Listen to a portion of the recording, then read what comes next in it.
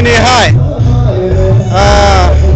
थाइखाजरा राइन' sporting club आरो library बेनि गेलेग्रा गेवलां फोथाराव जिथि दुवार दख्रा दुलाराय बर' फरायसा आफादनि खुंगा 20थि 2 बोसोरसालिया जथुम्मा आरो बेजों लोगोसेयैनो थाइखाजरा दालाइसा दुलाराय बर' फरायसा आफादनि 5थि 2 बोसोरसालिया जथुम्मा बेयो साननैनि मेहेरगोनां हाबाफारिनि गेजेरजों खुंफुंजागासिनो दङ।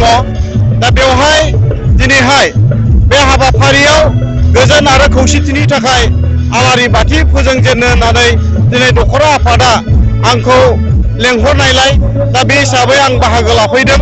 दा बाहागो लानानै आं जोबोद गोजोननाय मोनदों जे दिनै जिथि दुवार दखरा दुलाराय बर' फरायसा आफादा आं आसा खालामदों मिजिंथिदों बे जथुम्मानि गेजेरजों मोजां थांखि लानानै मोजां मावथांखिफोर लानानै मिजनफोर लानानै बे जोंनि दखरा आफादनि सिङाव थानाय ओनसोलखौ मोजाङै ओनसोलखौ दाफुंनाय बाहाय मदद खालामगोन होननानै आं आसा खालामदों।